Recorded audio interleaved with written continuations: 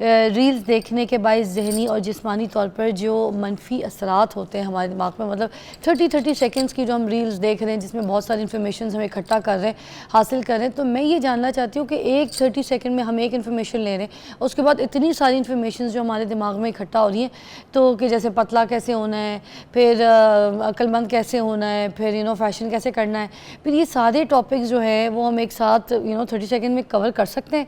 I just want to know this. बिल्कुल cover नहीं कर सकते, क्योंकि अटेंशन डेफिसिट इतना हो जाता है कि आपका दिमाग एक चीज़ पे फोकस नहीं कर सकता। और उनका जो वो ये रील बना रहे हैं वो ये चाहते भी नहीं कि आप फोकस करें, वो सिर्फ चाहते ये हैं कि आपका एक्सपोजर इतनी सारी चीज़ों की तरफ करा दिया जाए कि उनकी एक किस्म की मार्केटिंग चलती रहे या उनकी जो प्रोडक्ट है वो बिकती रहे। तो उनका फोकस बिल्कुल इस पे नहीं है कि वो आपके बच्चों को या आपकी यूथ को कोई ट्रेनिंग दे रहे हैं या कोई सिखा रहे हैं या नॉलेज दे रहे हैं। क्योंकि जब आप दिमाग में कोई भी इंफॉर्मेशन प्रोसेस करते हैं, एक तो एक ही इंफॉर्मेशन पे रहना पड़ता है, एक ही इंफॉर्मेशन को ज़्यादा मुख्तलिफ एंगल से सर्च करना पड़ता है।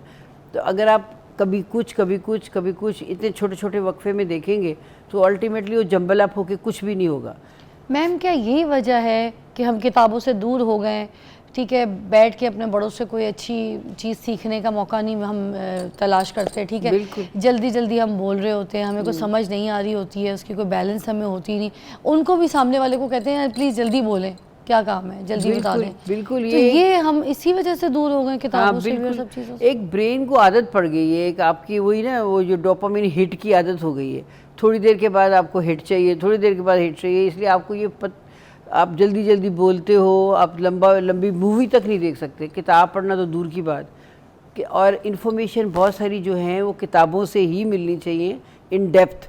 किसी भी स्कॉलरी सब्जेक्ट पे आप बात कर रहे हैं तो आपको बहुत सारे आर्टिकल देखना पड़ते हैं, बहुत सारा पॉइंट ऑफ व्यू लेना पड़ता है, उसके लिए टाइम चाहिए, कंसंट्रेशन चाहिए, एक लंबा बैठ के उसके ऊपर बहुत सारी पॉइंट ऑफ व्यू देखने चाहिए। उससे हम निकल गए, बच्चे तो बिल्कुल ही निकल गए उसमें से। और फिर अल्टीमेटली क्या होता है कि इससे एक मेमोरी लॉस भी हो रहा है, क्योंकि आपने अपने दिमाग को ये आदत बना ली है कि इतना जंबल अप इंफॉर्मेशन दे रहे हैं कि लॉन्ग टर्म मेमोरी रिटेंशन में प्रॉब्लम हो रही है। मैम अब हमें आदत पड़ गई है। अब ये पूछना है, सवाल ये है कि अब जो सोसाइटी है उस पर क्या इम्पैक्ट पड़ता है, मतलब उनका नज़रिया क्या हो सकता है? सोसाइटी पे सबसे पहले तो ये बहुत बड़ा इम्पैक्ट है कि जो कम्युनिटी लिविंग थी हमारी, कि हम एक दूसरे के साथ रिलेटेड थे, हमारी अपनी इकोलॉजी है, हमारी अपनी रियलिटी है, उसके साथ हम लिंक थे, वो लिंक ख़त्म हो गया। और हर बच्चा जो है, हर इंडिविजुअल अपने मोबाइल के साथ है, तो जो इंटरपर्सनल रिलेशनशिप थे वो कम हो गए। उससे एक बॉडी का, माइंड का और कम्युनिटी का बैलेंस ख़राब हो गया है। सबसे बड़ी बात तो ये है। दूसरी बात ये है कि बहुत सारी चीज़ें जो आप दूसरों से सीखते हो, अपने कल्चर के अंदर रहते हो, मतलब मेरे मुल्क में इस वक्त गर्मी है कि ठंड है, और वो जो मुझे टिकटॉक वाला दिखा रहा है उसके यहाँ क्या है, तो वो मेरी एक कन्फ्यूजन है कि मैं यहाँ रिलेट नहीं कर पा रही और वो मेरा है नहीं, तो वो एक कन्फ्यूजन है। उस कन्फ्यूजन में ये होता है कि आप अपने आप को बहुत अलोन और कटे हुए महसूस करते हो। अब ये जो आपको डिप्रेशन और एंग्जाइटी की तरफ लेके जाता है, बल्कि सुसाइडल टेंडेंसीज बढ़ गई हैं। मेंटल हेल्थ के बहुत सारे ऐसे इशू जो ख़त्म हो गए हुए थे वो दोबारा शुरू हो गए। लाइक यही जो है अटेंशन डेफिसिट है, अब ये 1% ऑफ द बच्चों को होता था, अब हर बच्ची आती है और कहती है जी मुझे अटेंशन डेफिसिट है, मैं तो अपना एक पूरा सब्जेक्ट जो है ना पढ़ नहीं सकती, अपना एक पीरियड क्लास का अटेंड नहीं कर सकती। मैं कह रही थी कि सलूशन की तरफ भी आते हैं कि आप बताइए फिर अब ये क्या सलूशन है? मतलब अगर हम ट्रेंडिंग की दौड़ में पढ़ भी गए हैं, हम देख भी रहे हैं, रील्स भी देखनी है, तो किस टाइम तक कितनी कोई रील्स और क्या टाइम मतलब उसके लिए सेट करना चाहिए हमें कि इतनी देर तक हम इस तरह की शॉर्ट वीडियोज़ और रील्स देख सकते हैं? It's on trending as well, क्योंकि अपने आप को प्लेजर देने के लिए बस हम we are on watching reels every time, we are relax करने के लिए, हम रिलैक्स करने के लिए ऐसे टांगे सीधी भी करते हैं, तो बस वी आर ऑन रील्स, या we watching reels and we think कि हम बहुत कुछ इन्फॉर्मेशन हासिल कर। कितनी देर तक देख सकते हैं मैम? ये कितना टाइम पीरियड जो है हम इस्तेमाल कर सकते हैं रील्स देखने का? कोई बात नहीं, आप काट दें। तो ये हम जानेंगे भी मैम से कि हमें किस टाइम तक जो है अलाउ होता है, हम देख सकते हैं, ताकि हमारे जो जिस्मानी और हमारे जो दिमागी हालात हैं वो थोड़े से बेहतर हैं। जी मैम, सॉल्यूशंस की तरफ आते हैं। सबसे पहले तो इसमें पेरेंट्स को और स्कूल्स को इन्वॉल्व करना पड़ेगा। अब डिपेंड करता है कि किस उम्र के बच्चे हैं। अब मसला ये है कि जो हमारी नई मदर्स हैं वो ये करती हैं कि वो बच्चों को मोबाइल पकड़ा देती हैं बहुत यंग एज में, और वो ज़ाहिर है वो छोटे बच्चे तो सिर्फ टिकटॉक की जो एक विजुअल किस्म की वो मेमोरी है उसी को एंजॉय कर सकते हैं ना। वो सब वैसे तो आर्टिकल नहीं पढ़ सकते, वो उस पर लग जाते हैं। ये तो एक एज डिसाइड होनी चाहिए कि इस एज से पहले बच्चों को टिकटॉक से एक्सपोजर ही ना दिया जाए। दूसरी बात ये कि जब वो स्कूल जाए, स्कूल के अंदर सिर्फ ग्रेड्स का इशू ना हो कि जी तुमने A+ लेना है। पूरी होलिस्टिक उसकी ट्रेनिंग होनी चाहिए, होलिस्टिक अप्रोच होनी चाहिए टीचर्स की। बच्चे की पूरी पर्सनैलिटी डेवलपमेंट की तरफ उनका ध्यान होना चाहिए, जिसमें स्कूल के अंदर मोबाइल का इस्तेमाल ना हो। जब उनकी असाइनमेंट्स वो करें, पता चले कि ये असाइनमेंट्स उन्होंने वहीं बैठ के किए हैं, आर्टिफिशियल इंटेलिजेंस से या इधर से उधर से गूगल से नहीं उठाई। उसमें स्कूल वालों को भी अपने पास साइकोलॉजिकल काउंसलिंग सर्विसेज रखनी चाहिए और बच्चों को ये गाइडलाइन देनी चाहिए कि किस तरह से आपने, अगर फ़र्ज़ करें एडिक्शन हो गई है तो कैसे डील करना है। अगर आप अभी एडिक्शन में नहीं गए इसकी और ज़्यादा टाइम लगा रहे हो तो टाइम को कैसे कम करना है।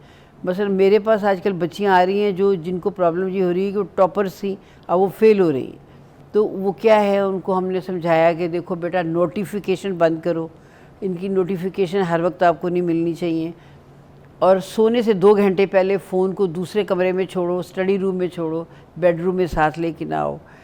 अपनी बायोलॉजिकल क्लॉक को जो है उसको उस पर फोकस करो, वरना तुम्हारे स्लीप इश्यूज़ हो रहे हैं। जब तुम सोओगी नहीं ठीक से, सुबह उठ के तुम पढ़ नहीं सकोगी, क्लास में नींद आएगी। और एक्सरसाइज करें, क्लब जाएं, पार्क में जाएं।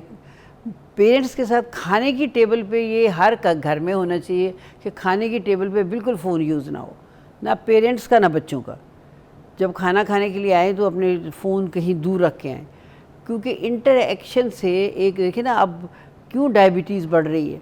डायबिटीज़ तो बड़ों में भी बढ़ रही है क्योंकि बैठे हुए हैं और इस पे लगे हुए हैं।